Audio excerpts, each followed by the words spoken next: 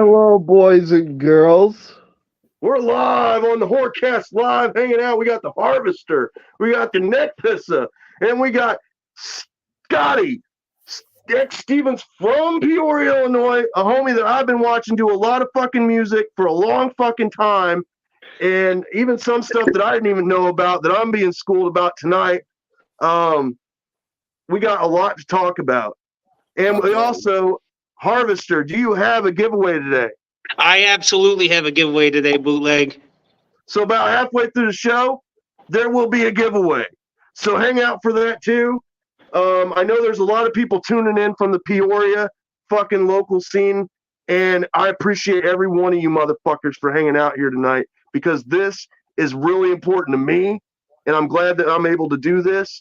I mean, other than like some of the members from Left for Dead or Jeff Talbert from Taxi, or Bella. I mean, there's a few people that would be fucking awesome to interview, but dude, I think we got the cream of the crop right now. Dude, let's first start off with what were your main influences growing up and how did you discover the Juggalo Underground? Because I know you're into that whole Juggalo scene, and go ahead and go, man. Well, to be honest, man, starting out as a little kid, man, like, they had that fucking Columbia House shit where you order like a fucking 100 tapes for a penny or whatever and shit, man. And I remember convincing my mom to let me order some of that shit. And like the first few tapes I had was like some Fat Boys and there was an LL Cool J and like a Eddie Murphy Delirious on tape. Shit, like shit, yeah. Fucking like shit like a 6, 7, 8-year-old kid definitely shouldn't have. But like, so rap is where I started. Like those were my first tapes, you know what I mean? And I carried that. Rap was like my main musical outlet passion coming up all the way into my freshman year of high school. I was still like, by that time, it was obviously more Ice-T, NWA, that hardcore fucking old school gangster rap shit. I'm just fucking, I ate that shit up. And, a lot Cypress Hill, fucking Wu-Tang Clan. Fuck, dude. Just so much shit from back in the day. I mean, and like I would rep that shit, and a lot of my friends were already into metal and shit, man. But like it was just what I did, and I love that shit. So that's where a lot of like my early influences and a lot of my early musical taste came from. And it wasn't until, to be honest with you, if I don't know if you remember this shit, the Judgment Night movie, the Judgment Night soundtrack came out. Oh yeah, that soundtrack's legendary, dude. A lot of people love that soundtrack, dude, man. It changed my life because all of a sudden it had there were people like Ice-T matched up with Slayer. It was Cypress Hill matched up with fucking, I think, Pearl Jam, Helmet and House of Pain. So it was a rap group mixed with a metal group. And at the time, I just started trying to do my own vocals, and I was still doing a lot of rap stuff. And this like brought metal more forward to me to where I was like, well, now if I'm going to sing along, I got to try to do these metal voices and shit too. And it was like, honestly, man, it was life-changing because that's when I started doing a lot more metal shit. And I had friends that played metal. So to fall into a metal group was just a natural process and shit, man. And that's where a lot of it started. And that's kind of how I got into music, man. As a buddy heard me doing some karaoke one day and he was like, dude, I play guitar. And that's my buddy Lamont that I still play with to this day. He's like, I play guitar and shit, man. You should come out and try to fucking do some vocals on some shit that I wrote. And, I tried that and shit, man. And we kind of got along and was jamming. And then at the high school talent show, I did a fucking song with these dudes. We actually did Blind by Korn. And it was like, I'm getting long-winded and just talking, man. But like this shit was like straight out of a fucking movie to where this shit motherfuckers like rushed the stage and then broke out of a big ass mosh pit on stage and they fucking pulled the plug. And from that moment on, once I incited that fucking riot in people and shit, man, I was like, this is something I got to do. Like, I got to fucking get out here and incite riots everywhere and shit, man. And that was my start. I'm just an angry ass kid, man, wanting to fucking burn the world down. You know what I mean? And that's where it began. And so getting into the Juggalo shit, sorry, man, I didn't mean to we can get back to all that and shit, man. But getting into the Juggalo influence, man, was like I said, growing up on a lot of that hardcore rap shit. A buddy of mine had played me some shit off Riddlebox. It was like Cemetery Girl was like the first one that I heard and shit, man. He was like, you gotta listen to these dudes that like talking about fucking dead bitches and shit. And I was like, you know, I'm interested, you know. Fucking, you know, we started listening to that and shit, man, and kind of went from there. And Malenko had just dropped not too long ago and shit, man, and obviously that was the fucking masterpiece to fucking seal the deal and shit, man. And then I just started hunting, like, what else can I find? You know, the backlog of Beverly Kills and fucking, you know, it wasn't long before Twisted was fucking dropping and the Psychopathic Family fucking blowing up, dude, and just fucking going everywhere. And I was hooked. Fucking, I was buying everything they're fucking putting out and shit, man. I was one of them fucking dudes that like they couldn't do no wrong for and shit, you know. And you were at the shows they did in Peoria. You were at the gathering. You were at the 2 Live Crew ABK show, right? Oh, fucking right, dude. Yeah, they do the gathering. At the Madison? 2002. Yep. Fucking that shit at the Civic Center. Fucking, I still got my fucking charm. They did the 3 days. Fuck yeah. Each shape, fucking each shape, different day on the floor, but we were on the floor all fucking 3 days anyway. Oh, I know. Man. Everybody jumped the fucking guardrail and went down to the floor and lit the plywood up and shit. Oh man. The gathering, dude, that shit, that was so much fun, man. I ain't ever been in a place with so many fucking people and knew that there wasn't going to be a single fucking problem amongst those people. You know, it's the people outside that wanted to cause the fucking problems and shit, you know, and they tear gassed the fucking place and everything else. But fuck, man, that was a great time. You got time for a gathering story? I can tell you. Yeah, man, that's what we love. We love gathering stories. Fucking, so we had just got to the gathering. It was me and my buddy Nick and my buddy Adam and shit, man. We just got there and we're trying to figure out what to do. Like one of the first things we do is we go fucking meet Sabu and get a fucking signing from Sabu. That motherfucker. Yeah. And from there, like my buddy, who's this big, strong motherfucker, like they had this giant duct tape fucking ball that probably weighed a couple 100 pounds. And there was like a thing like challenge if you could pick it up. So of course he had to pick that shit up. And I think he about blew his fucking nuts out doing it and shit, man, because he was kind of hurt after that. Like literally like 15 minutes into the gathering. But then like fucking from there we go to JCW. JCW starting off and shit, man. And I don't if you were there, man, dude, this shit was like a small riot. When JCW was going on, it was like straight up fucking riot. Like the energy levels was off the charts and fucking people were throwing shit. Like the chairs that they were supposed to be sitting on, they're throwing into the fucking ring and the fucking garbage cans and fucking all kinds of shit. And it's kind of over the top, like fucking like, you know, like it's starting to get almost too much, you know, fucking. And my buddy decides, my buddy Nick, who's already hurt from picking up the duct tape ball, decides he's got to throw his fucking, he's got a lighter. He's just going to throw his fucking lighter in there. And that shit hits Madman Pondo right in the fucking eyeball. And the the show just, all this shit, like I'm telling you, there was dangerous shit getting thrown in this ring. And my buddy just kind of chucks his lighter, and that's what we call him still to this day, is Chuck Lighter and shit, man. This motherfucker, he just kind of throws it like this, and it hits dude in the eyeball, and fucking just stop. He says, "You motherfuckers know this is fake, right?" And like from there, you know, it's like kayfabe, motherfucker. Like he just broke character, and now the crowd's pissed. Like they're like yelling shit, man. And it was such a wild ass fucking time, man. And I remember, so like they stopped the show, like everybody leaves, and fucking Violent J has to come out and like tell the crowd and shit, man. Like, listen, this is all like good times. It's all a show. Like, be respectful, you know, this and that. My buddy gets paranoid as fuck and thinks that they're gonna like come find him and fucking all this. Like like I'm telling you, we were at the gathering maybe an hour at this point, and dude leaves and sells his ticket and never comes back because he's like convinced like they're gonna use cameras to figure out who the fuck threw that lighter of all the shit that got thrown. And he just got fucking paranoid and was like, no, fuck it, he's out and shit, man. But yeah, no, that's my buddy Chuck Lighter, man. Fucking damn near stopped the fucking JCW event and shit, man. But yeah. It was great. It was a great fucking time. And that. Like I said, that's the first hour. So I kind of met Disco Inferno walking past me and a buddy, Scott Shank.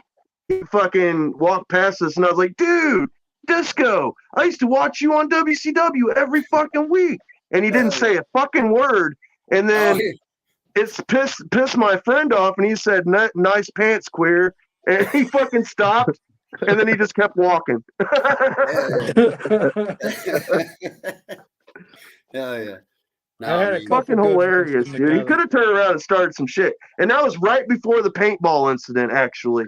When I saw him, he left, and then the whole chanting went on, and the cop grabbing the kid, and then the fucking shit just went off after that. It was off the rails, like we turned around and the shit was going on. So yeah, fucking crazy that weekend, dude. It was so wild too, man, because I mean, now you know that they're like real personable and approachable, and they're kind of out there. They're out there to be seen and interacted with, man. But at this time, like I said, this is 2002, and at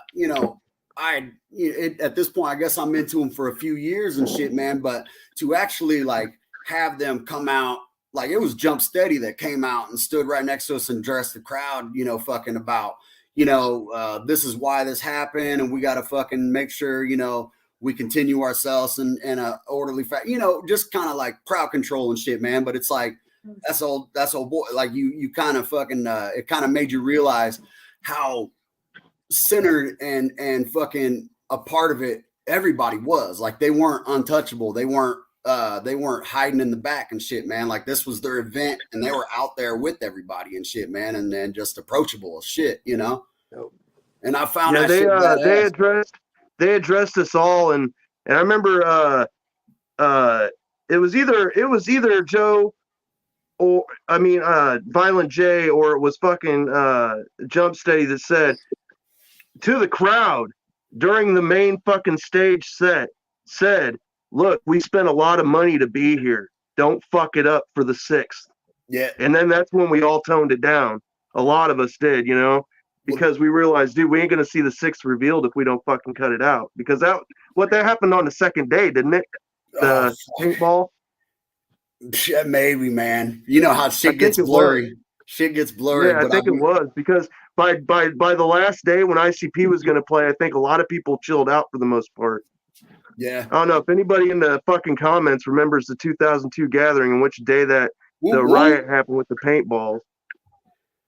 But yeah, that was fucking crazy. Dude, it like such a great time and shit, man. And like I said, all 3 days, everything was comfortable. Everything was nothing but fun and shit, man. And if, by that time I was obviously fucking sold already, man, but it was like, I was definitely in at that point, you know what I mean? It just felt so good and shit, man. Like you got that sense of community, that sense of family that the motherfuckers, like they didn't just fucking say it, man. You showed up and you felt it and shit, man. So everybody made you feel like you fit in. I like the fact that Primer 55 played and everybody fucking got into their shit. There was a nice pit for them.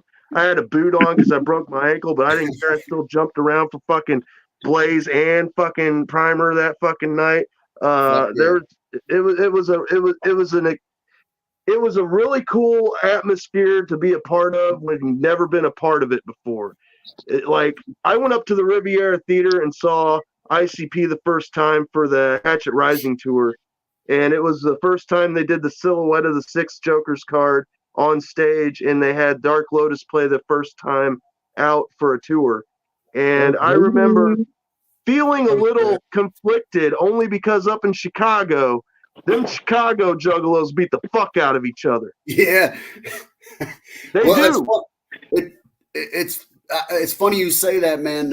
If I fast forward a little bit fucking more recently, man, on that the psychopathic what they call Psychopathic All-Stars or whatever it was. All-Stars tour. Everybody just did here a little while back. Yeah, right. Me and my wife went up and caught that shit in Joliet. And that crowd was fucking brutal up there, man. Motherfuckers were getting it, like pushing, shoving, like there were fights. You know what I mean?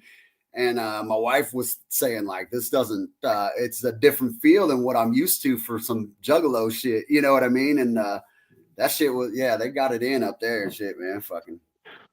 But my buddy Nick Bell, who's also on there. I seen his name pop up and shit, man. Back in the day, with a Harshberger Entertainment brought Twisted on a Green Book tour through Bloomington, and was that the Lafayette show at the Lafayette Club?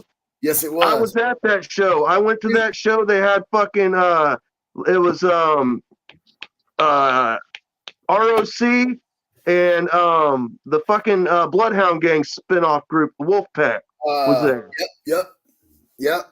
And fucking Blaze was there, but like just fucking working the fucking table and shit, man. Like I talked. I know, dude. That was so sweet. I bought a House of Crazy CD there. That's when they were gonna try and push Magic Ninja Entertainment the first time, and it didn't go through. Remember that? Magic. That's crazy. Yeah. I bought a badass fucking expensive ass fucking ABK hoodie while I was there at that show, and there's a shit ton of Anger Wound fucking pictures that would always be in there because I wore that motherfucking hoodie all the goddamn time and shit, man. But yeah, fuck, man, that was a crazy show. Nick, we remember your shit, and I appreciate that, dude. You had a hand in that. Thank you for bringing them, dude, because that was my first, other than seeing them like at a big fucking venue, that was the most personal show I got to see Twisted at, and I thank you for that, sir. That was fucking amazing. I had a good time. And you're right, it was really personal because I mean, we were right up on that shit. Like it wasn't like a huge show, you know what I mean? Like I literally remember fucking slightly bigger than a VFW between artists to fucking people and shit, you know. So yeah, it's slightly bigger than a VFW. I actually had a stage and stuff. Yep. I remember seeing a lot of shows with Single File Suicide, Sinkhole there with Taxi War Dance. Shout out to Jeff Talbert and Bella, man. Those guys were hard workers in the local scene too. Let's get down to brass tacks too. Let's do it. Newborn, tell us how you got into Newborn Aggression and the interesting story about that before we do our giveaway.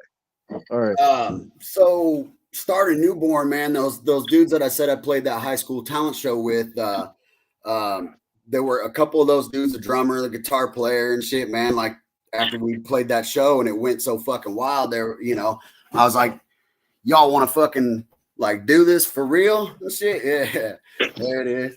I was like, y'all want to do this for real and shit, man? We can try to write some of our own songs and play a show and shit, you know, fucking see what happens with it. And they were like, fuck, you know, yeah, let's try it. And so I brought my buddy Lamont, who I was also playing another thing over, man, to play guitar. And we just started writing fucking tunes, man, about that same time. Like fucking the Madison Theater in Peoria, Illinois, man, was starting to fucking pop off and have these amazing local shows. And one of them that I went to when Newborn was just starting up, man, fucking Mudvayne played that shit.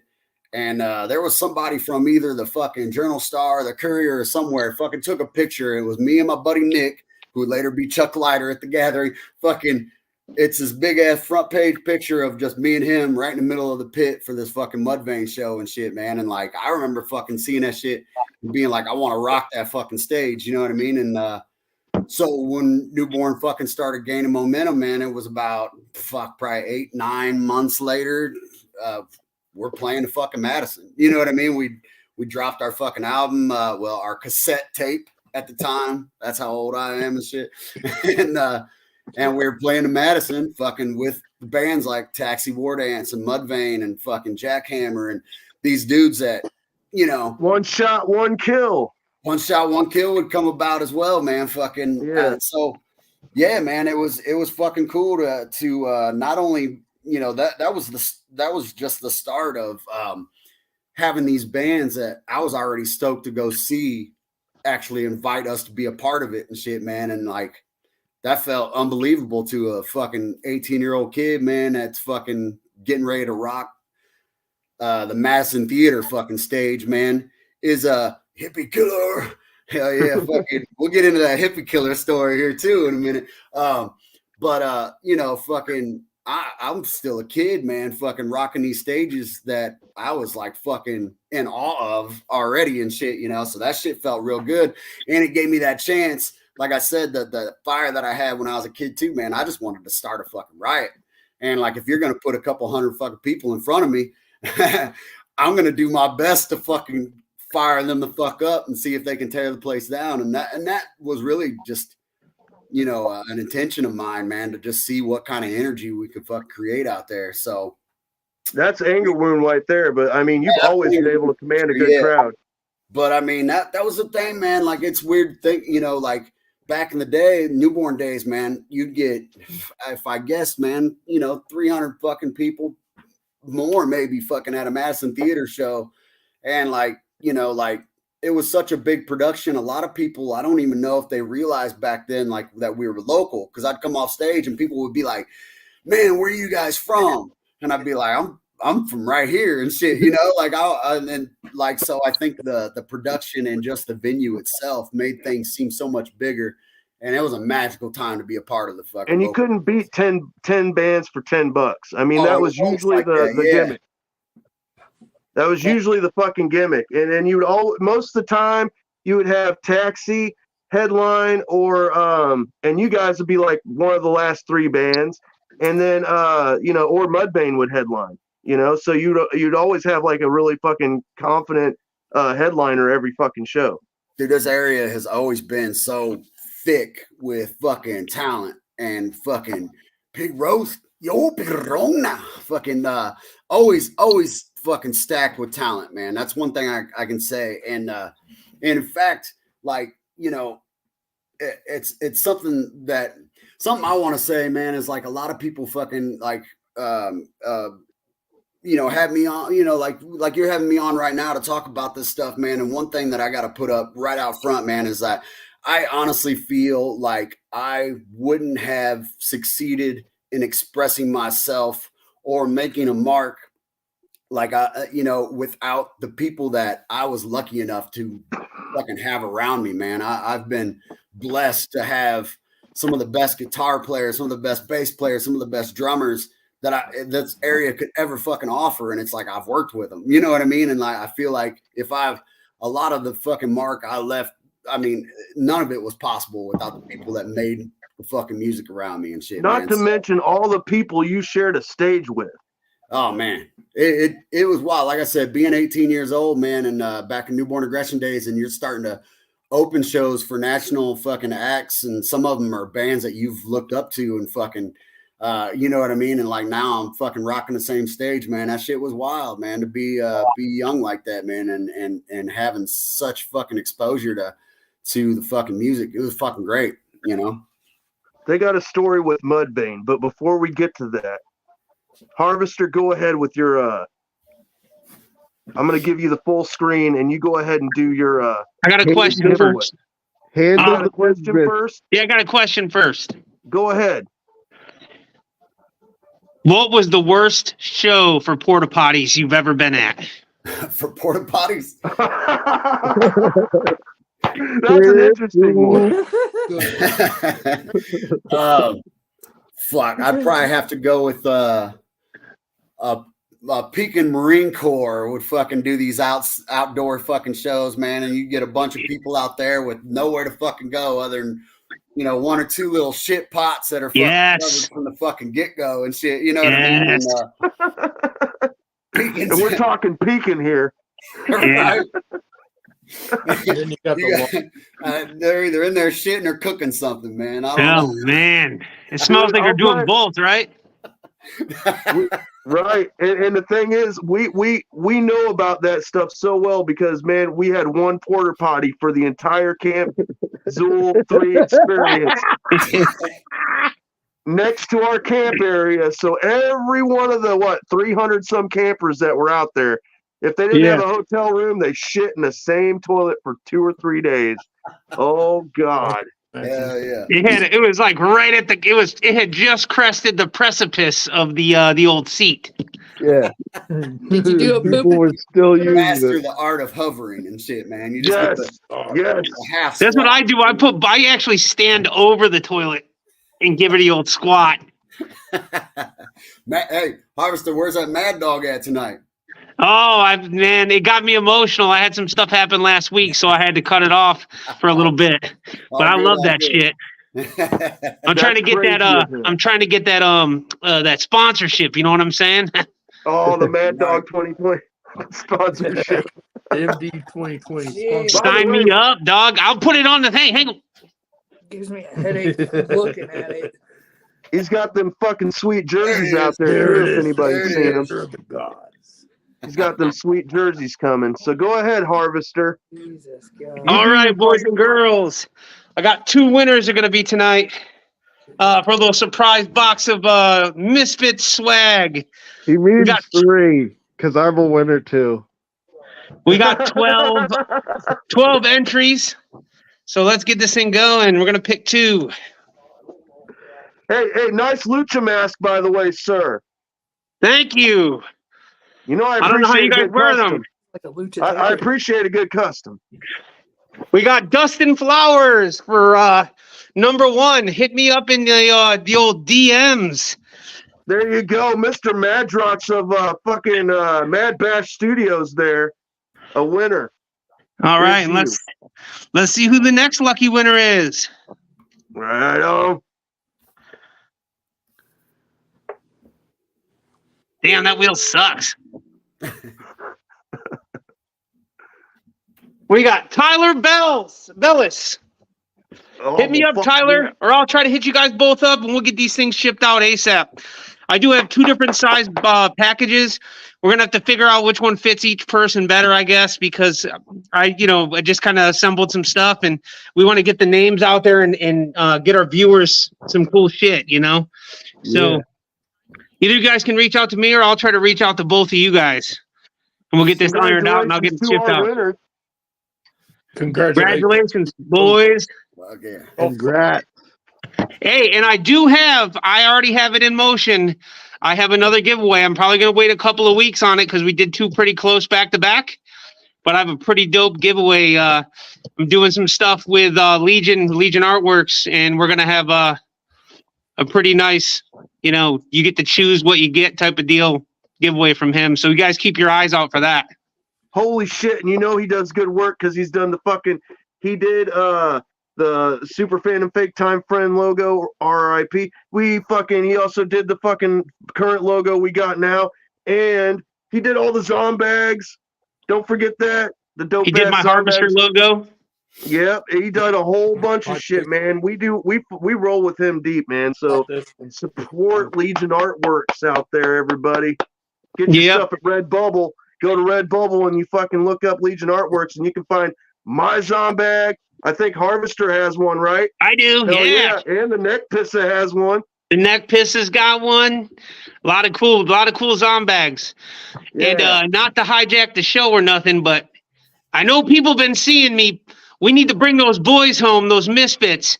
I got some random boxes. We got some stuff. You guys hit me up. We'll get them out to you guys. We're trying to collect this ransom. Hit me up. Hey, yeah, and you know what? That's another thing I wanted to say on behalf of those ridiculous Misfits. Look how cute they are. Out there. They're gone. They're missing. They've been hijacked, and they will do. I heard they will be let out of the basement to do 3 features. I don't know how much them features are, but if you hit up one of them, you might actually hear back for just a brief moment to get your feature locked in, so you can do a song with the Misfits, and then that'll help them get freed. Plus, there's a $100 mystery box out there floating around. Plus, does it really matter? We're trying to bring these boys home. What is it, 100, Right. 200, 500? Who cares? Yeah. Spend it. This is the Home Shopping Network, and I'm Don West. What the fuck? Woo! Whatever. Damn. Okay, let's calm down. All right, we got all that out the way. Go ahead, Scotty, about your story about how you're I do believe it involves the face paint of your group in Mudvayne. Well, it's a long story, man. And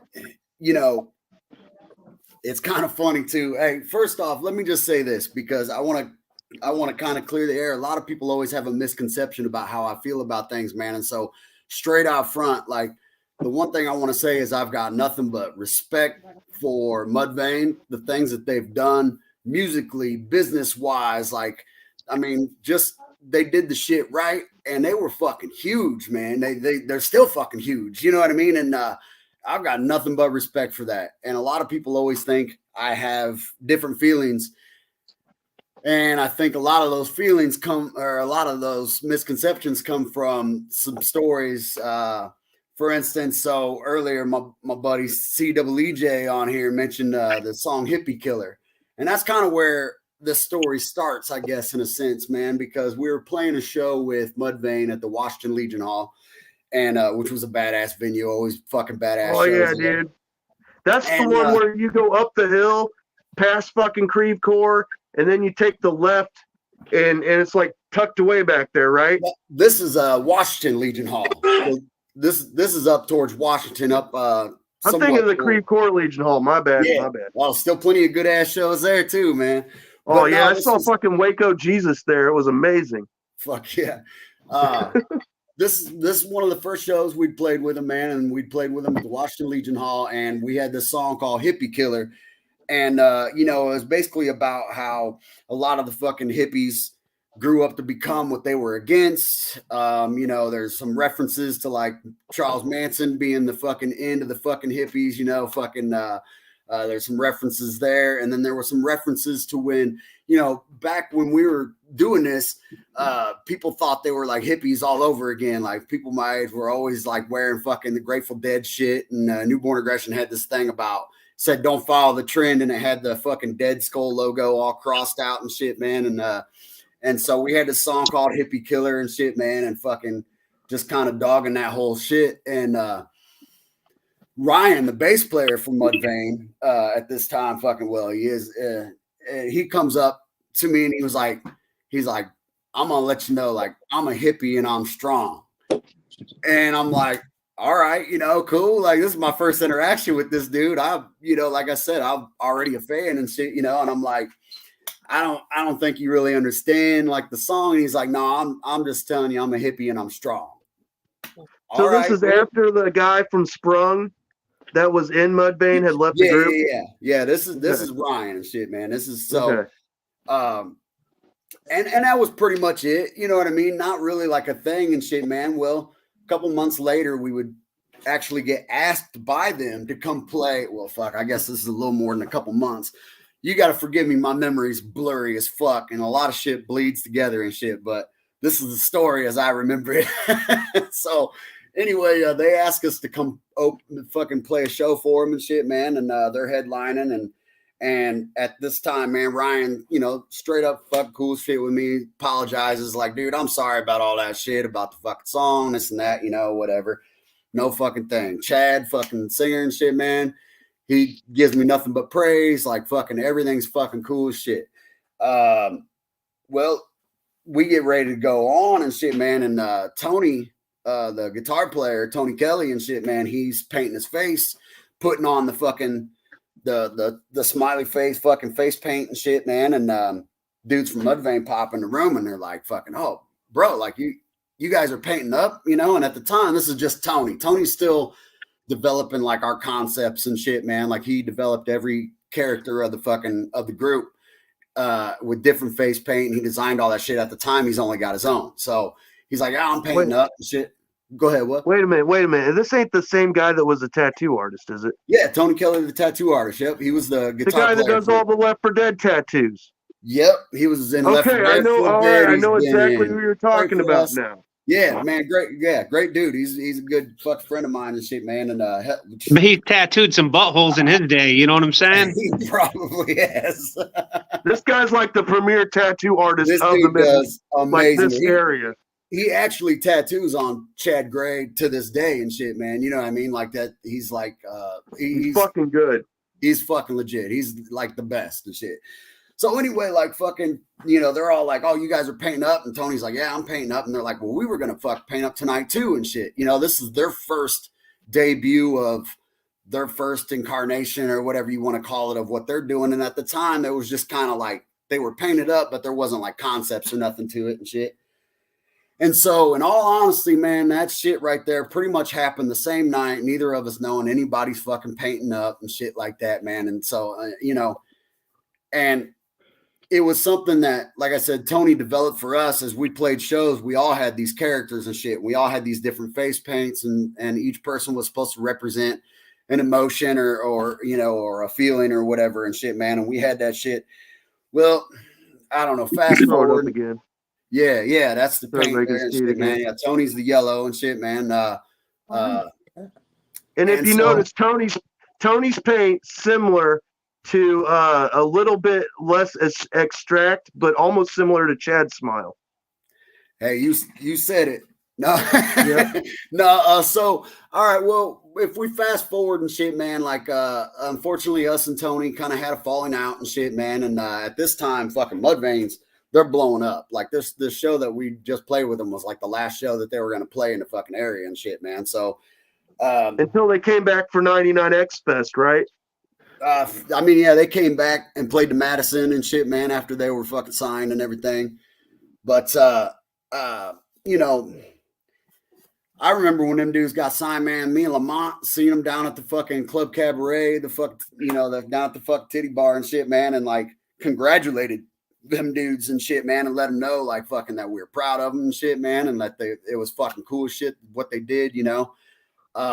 Other people kind of took it upon themselves to say like they stole our shit, they stole our makeup fucking schemes and all this shit, you know, and I know who, I won't even fucking mention names, but I know this person went and fucking threw flyers at their show fucking saying Mudvayne fucking stole their shit from Newborn Aggression and fucking all this, you know, and tagging the fucking bus with this shit and fucking it caused problems, man. It caused a lot of problems for me because people always instantly associated me with that.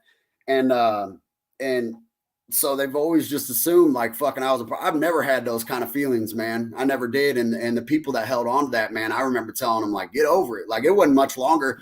Like we took our paint off and shit, man, and we were done with it. You know what I mean? Like fucking, I remember that too. Mudvayne Yep. fucking huge. You know what I mean? Like fucking for us to try and hold on to it. And it wasn't a matter of who was first and shit, man, because like I said, in all honesty, it started the exact same night, you know, but, what were we going to hold on to it for just to be heard? Like, cause then, you know, what are we going to hear that we're trying to be like Mudvayne or whatever? Yeah. You know what I mean? They think you're the biters. Right. You know what I mean? Yeah. And so it's just like, hey, let it go. You know what I mean? And some people held on to that shit for a long time, man. And fuck, I don't know. And it's followed me around. It's followed me around hard, man. I've always had to try to explain myself, man, and or kind of tell the story without fucking, you know, outing people for certain things and shit, man. And but Like it who is said it is. what to who and who did what to what. And he doesn't want to do that. But at the same time, it's like, man, come on, guys. We know you're fans, but you don't have to be so ruthless. Right. Well, The next thing you know, they're like, hey, you're in Newborn Aggression. Isn't that like a Mudvayne tribute band? Yeah. Well, Right? so you could fast forward like fucking 10 years or so, and I can tell you how this continued to fucking always bite me in the ass. And so I'm down at the fucking Tops and Tails, which was a local bar fucking here that fucking hosted a lot of fucking bands and good shows and fucking crazy. Met good a lot times. of cool people at Tops and Tails.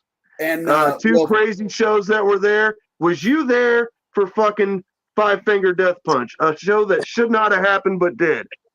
Actually, I was there. I played it. So That's right. That goes into the Us Against Them days, is when Us Against Them played a Battle of the Bands thing. It was like us and Genevieve's Effect and Shadows Inc. and everybody in the winter got to open for Five Finger Death Punch and shit, man. And yeah, so we opened that show, and yeah, that's a crazy amount of people they packed in that motherfucking place, man. And they couldn't stop the pit, dude. People were breaking beer bottles and shit. Tracy was pissed. Yeah, dude, that was a wild fucking time, man. Wild fucking time. Oh man, she had her boyfriend come out from the back like he was ready to beat some ass, but he's like, "What do you want me to do about it?" Right. I mean, yeah, you could. I mean, that place. If one person moved, everybody moved. I mean, it was packed in there and shit, man. Fuck for real. But yeah, no, like how that shit followed me around, man. And this is fucking kind of a funny story, man. To where so Greg from Mudvayne, the guitar player's brother, happened to be down there. And somebody introduced me. They're like, "Hey, this is fucking Scott from fucking Newborn." And this dude's like, I know who you are, and fucking don't ever talk shit about Mudvayne and this and that. And I'm like, bro. So I explained to him, same way I explained to you, that ain't me. You know, it wasn't nothing to do with me. Like, I got nothing but respect. Fuck da da da da da. And you know, we start talking and shit starts fucking calming down, fucking this and that. and my brother, who was the bass player in Newborn Aggression, actually. And so my brother comes out, he's been drinking, and he goes, "Hey, what are you guys talking about?" And somebody says, "Oh, Mudvayne." And my brother goes, "Man, fuck Mudvayne." So instantly, this dude loses his shit and like fucking he like threatens my brother. So instantly, I'm like on him and shit, you know, like I'm fucking pushing him, like, "Motherfucker, I'm trying to tell you fucking and show you respect and da da da," but it turned into a big old mess. But that's just an example of how that shit's always followed me.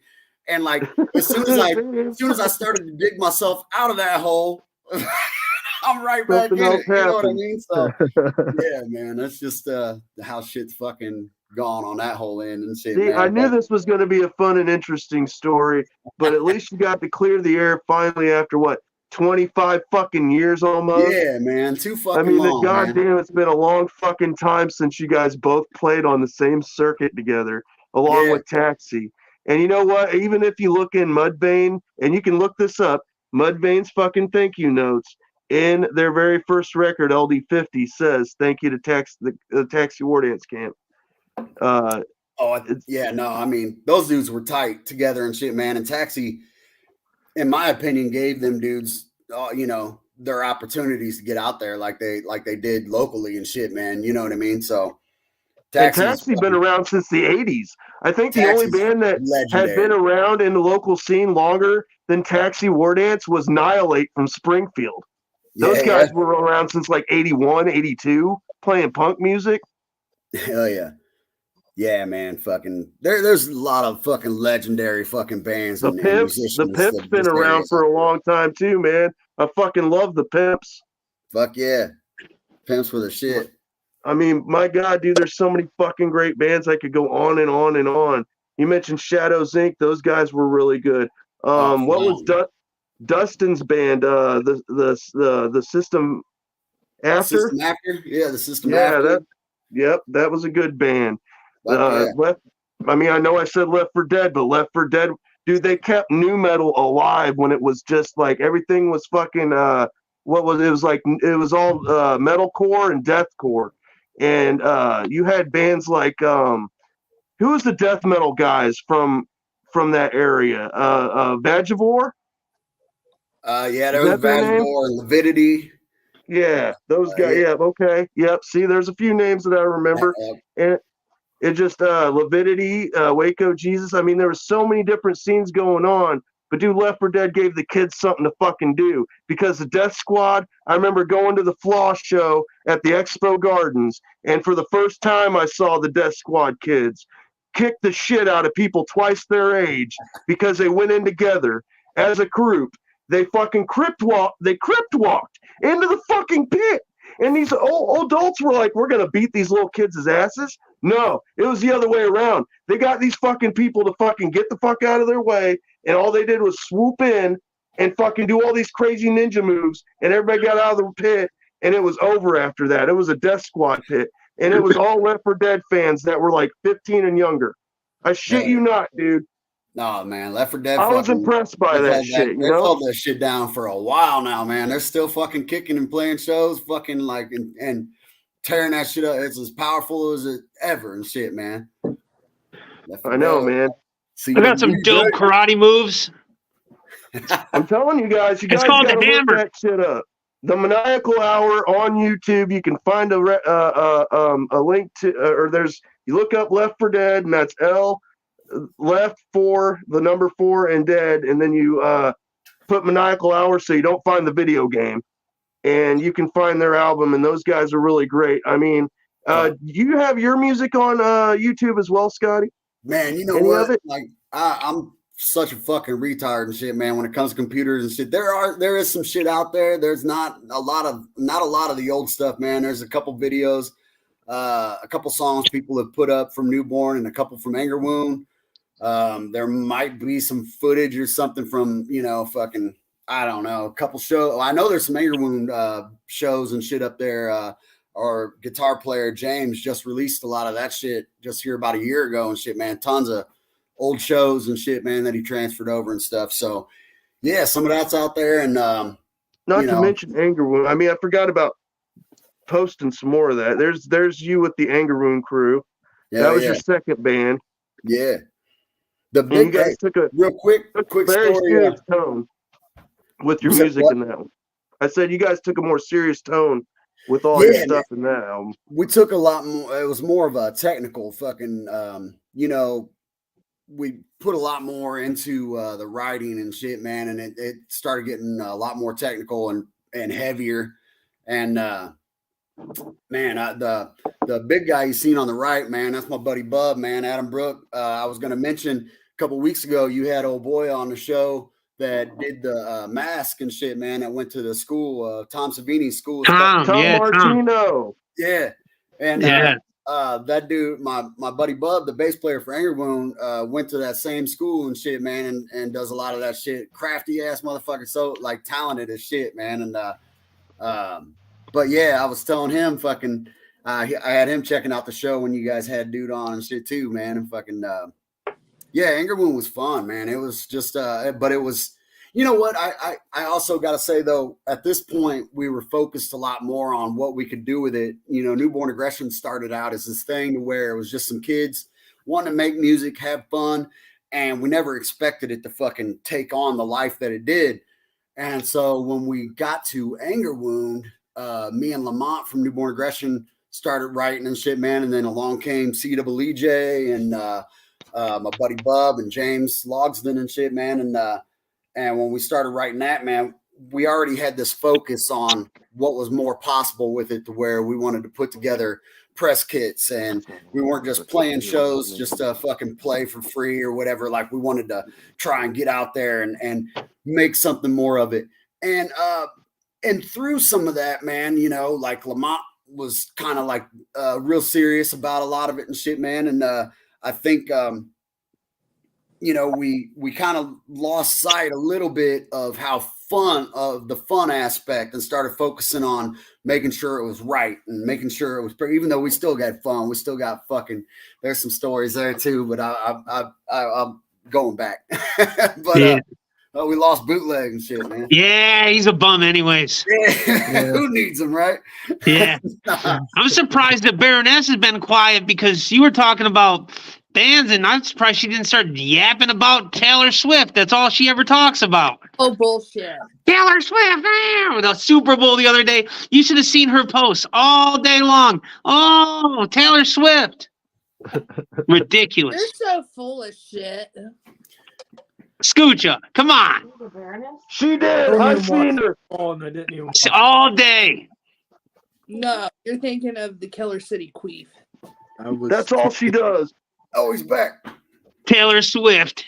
No. She's a Swiftie for sure. Oh, my goodness. She's the biggest Swiftie that ever was. She said something about she buying a pair of her used underwear, too, or something like that. I heard wear underwear. I had to go get another drink real fast.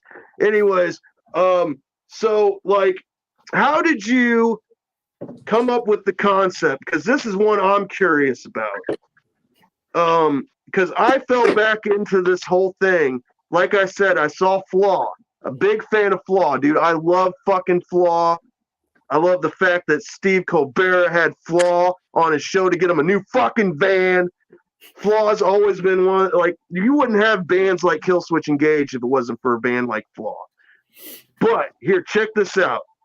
I saw them, and it got me back into the local scene. And it wasn't long before I seen you along with the band Overcome, which, you know, Buff the Stuff thought it would be cool to have me sing, like, Deny Your Defeat with them, on stage with them, you know, for like almost a solid year before they dropped the song. Had a lot of fun doing that shit. But man, how did you guys come up with the concept of Us Against Them and having an electric violinist in the group? I mean, I know you were currently in a relationship with the person, and was that kind of an influence as well? Well, okay, so like Us Against Them basically started from Anger Wound had kind of seen its last days and shit, man, or was approaching its last days and shit, and I was kind of looking for another outlet. They come from a band that was originally called Midshift down in Springfield, and I seen them play, and I'm like, hey, and they're like, we're working on some new stuff. I was like, fuck, sometimes I'll just have to throw down with you and shit, man. Just I love creating music. You got something, let me see what I can put on it and shit, you know. And that just kind of naturally turned into a fucking the group. At the time, it was just me and Sean and Nick and Buddy. So I tried to bring Lamont over to be our second guitar player, and he just wasn't really feeling it and just wasn't really interested. Lamont loves fucking as heavy as it fucking gets, and we just weren't at the time, you know.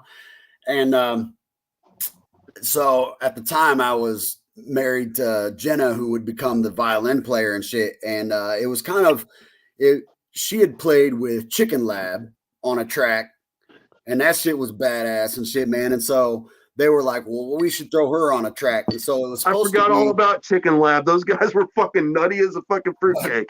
Fucking right.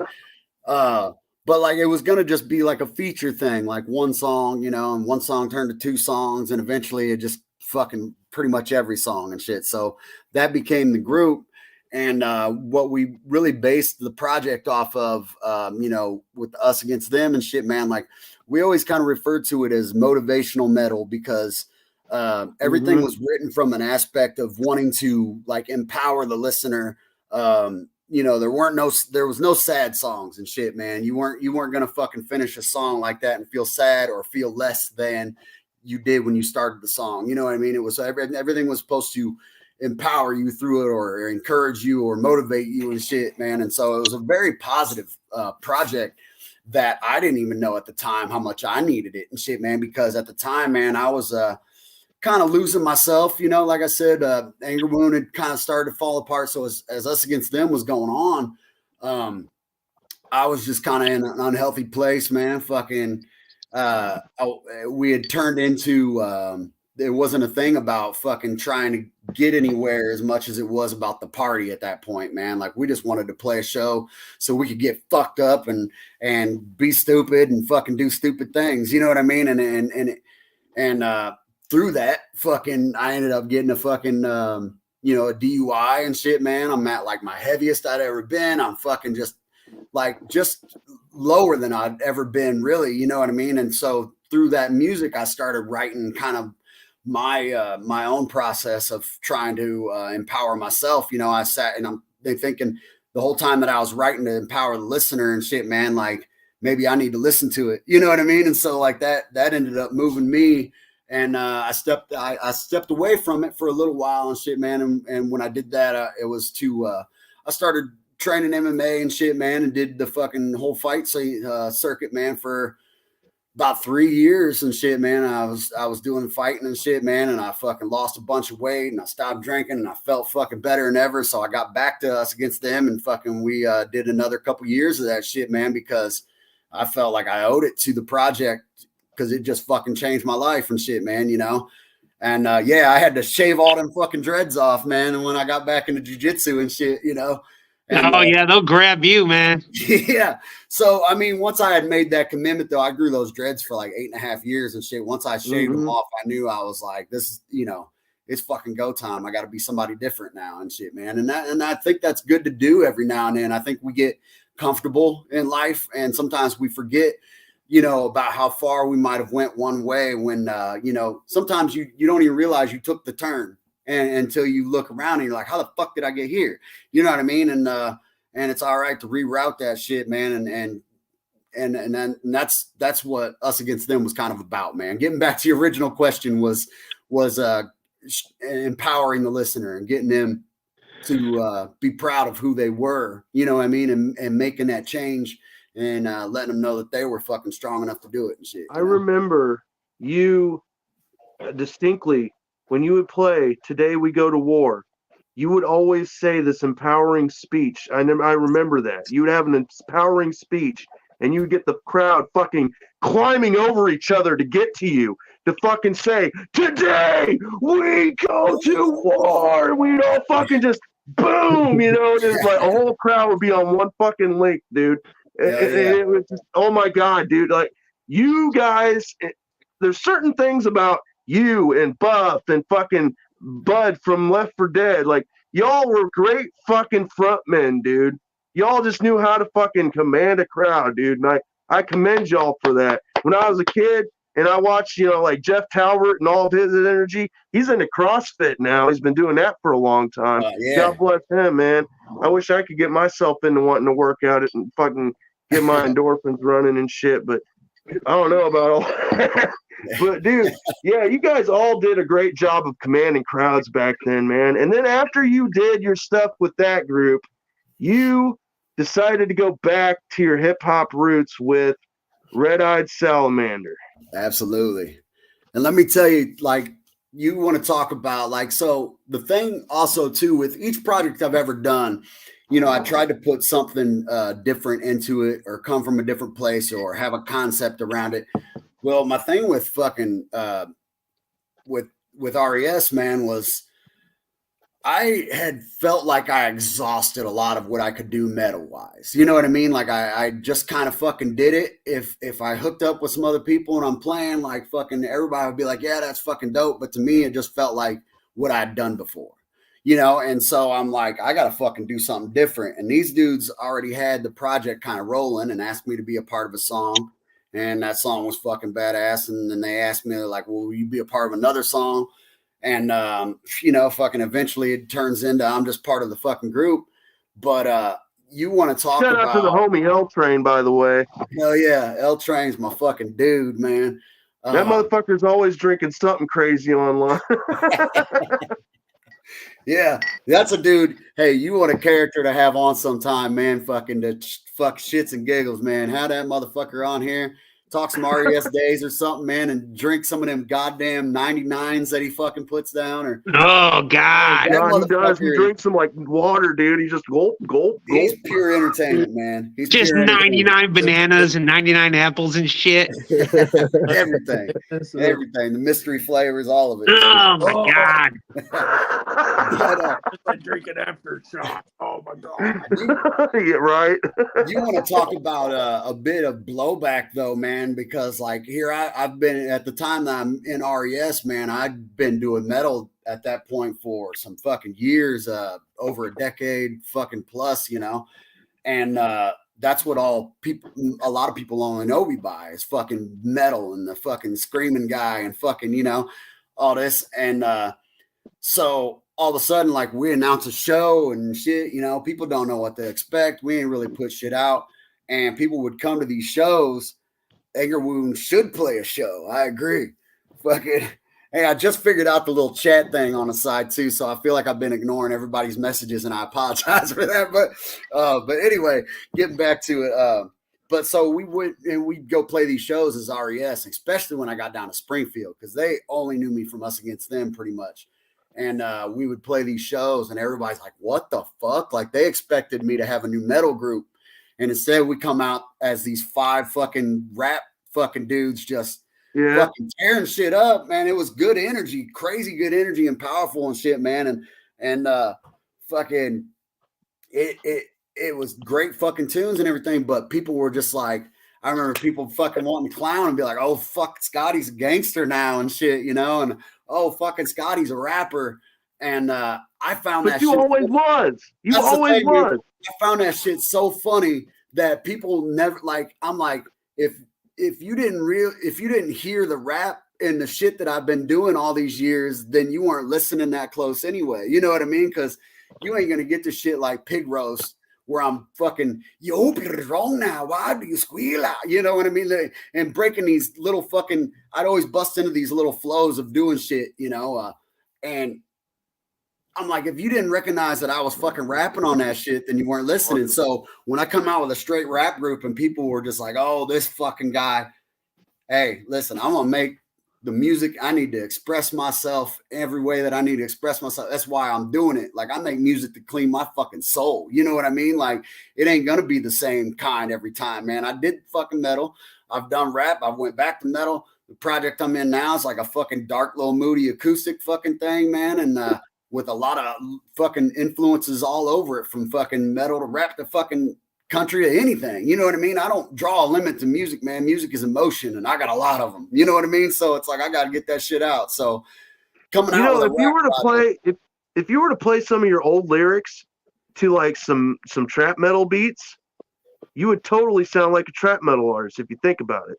Yeah, I mean, your lyrics would fit in with like the screamy kind of rap that they do nowadays to trap metal. It would totally fit in if you were just to take your lyrics and replace it with like you were saying.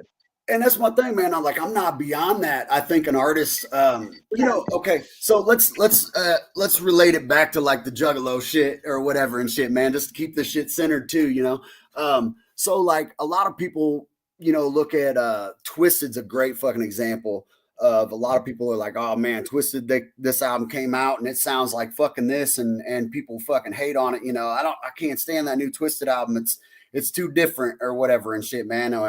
Or I love an artist that will change like that, man, because like I started making, coming out with the first music that people would hear when I was like 18 years old, 17, 18 years old. And if I'm approaching, like now I'm 45 and shit, man, I don't feel the same way that 18-year-old kid felt. I got other shit to say that 18-year-old kid didn't say. You know what I mean? Like fucking, so that shit gets expressed differently. And I think people fall into a thing expecting their artists to stay one way, but those artists are growing too, man. Their life's happening to the artists the same way it's happening to the listener and shit, man. And people change, man. You know what I mean? People change and they go through other life experiences and they got other shit to say.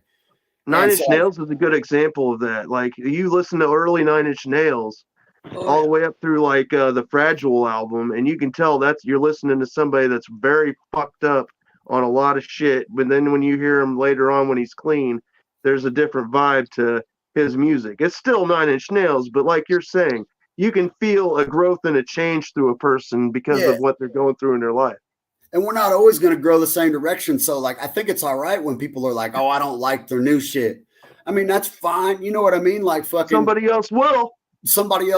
Maybe somebody else don't relate to the old shit. You know what I mean? And an artist is always going to change and shit, man. And I think you do yourself a disservice if you pigeonhole yourself into being like, well, this is just who I am. I'm just this metal guy. So that's all I can make now is metal. You know what I mean? Like you fucked up, like you've shorted yourself so many more life experiences, but just dude, express yourself. That's what music is to me.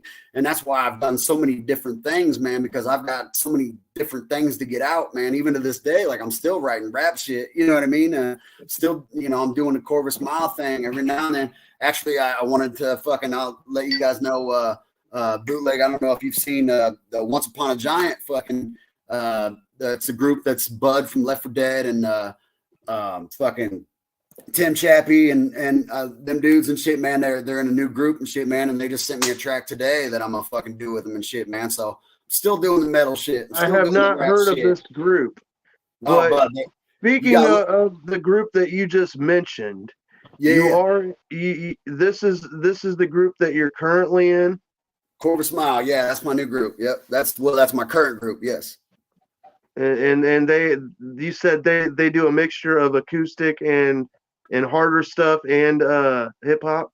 Yeah, well, I mean, it's weird. Like any style you can want to hear is going to be in there somewhere. Like there's definitely songs where, it's just a straight acoustic, and then there's other songs that are got a much bigger production, and there's some dark, moody shit, and then every now and then I break into the fucking.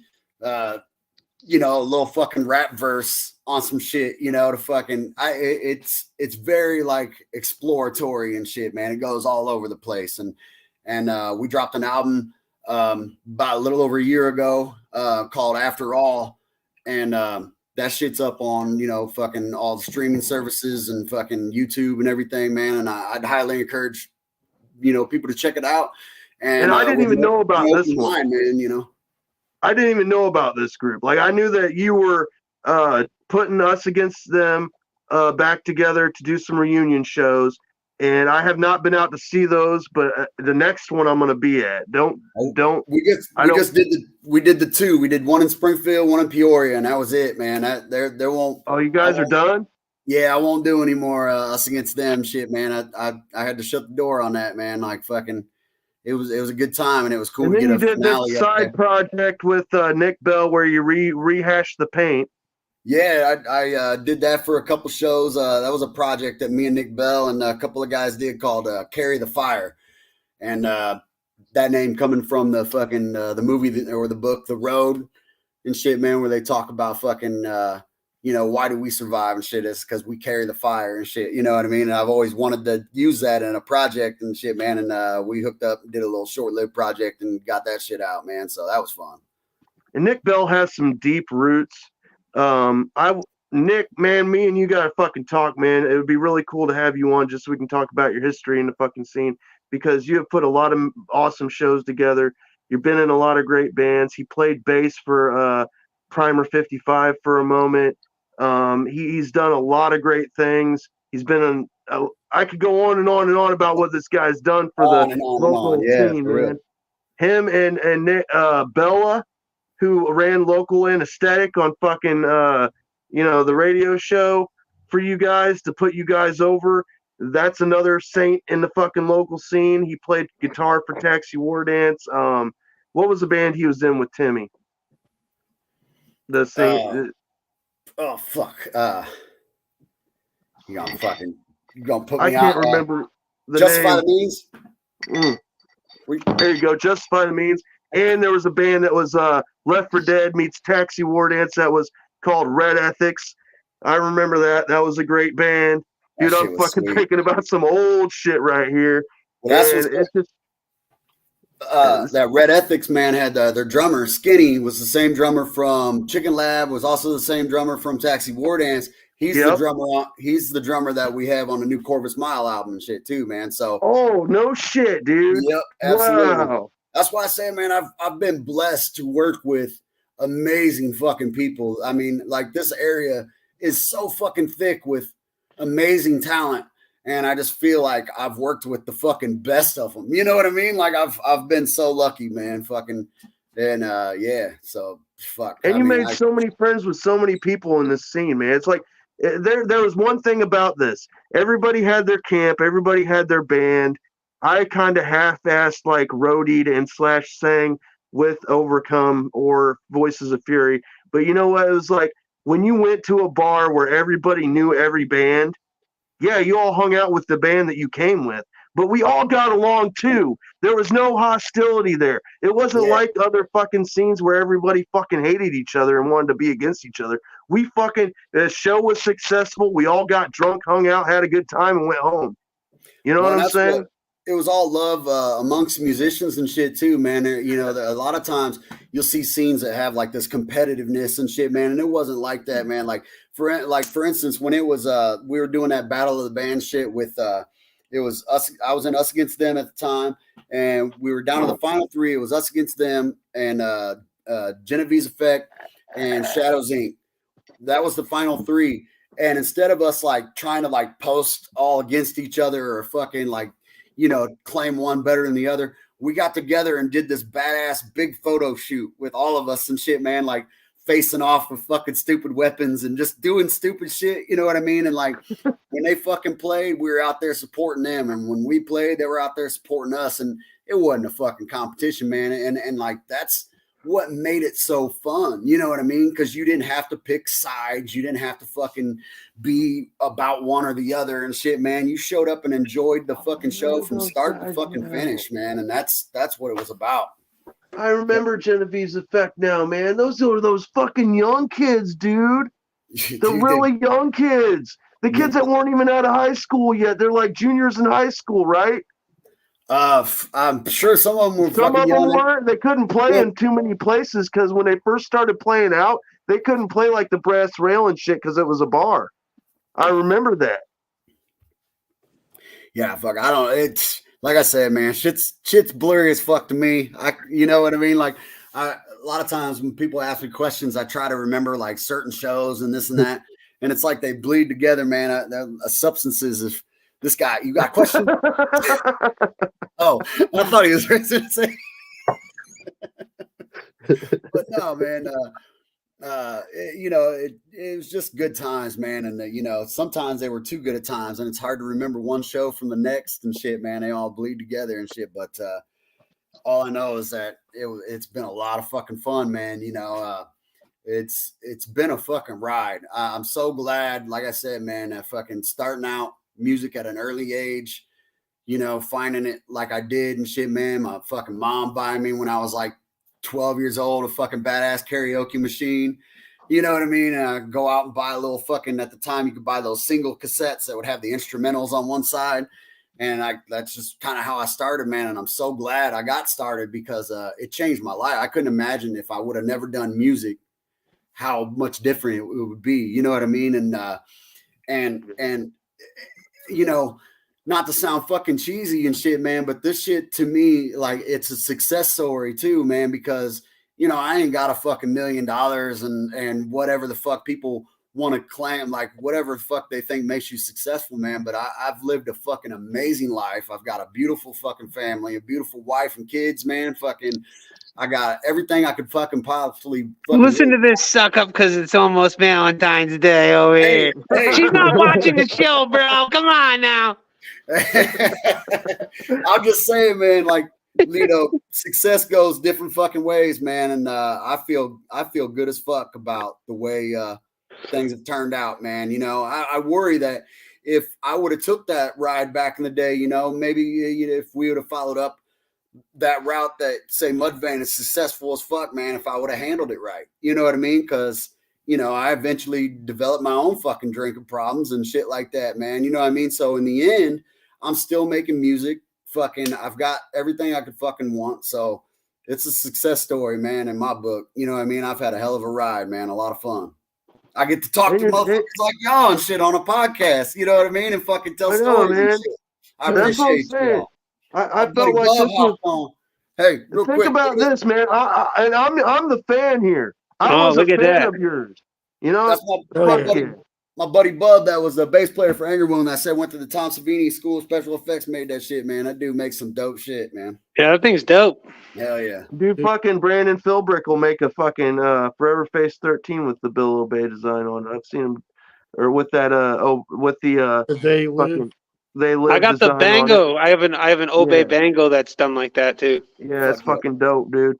And I'm just telling you, man, for me to be a fan and be able to give back in any fucking way to the local scene by having one of you guys on, and it's not always easy to reach out and grab you guys. I know you guys are dealing with life. I know you guys are, you know, this, that, and the other. But, man, I just want to say thank you for the opportunity, dude, because, you know, shit, dude, it's been a long time coming. I watched you play over 20 years ago in that group, Newborn Aggression, and looked up to you guys. And look at this. Years later at the Twisted Show, there we are. Fucking right.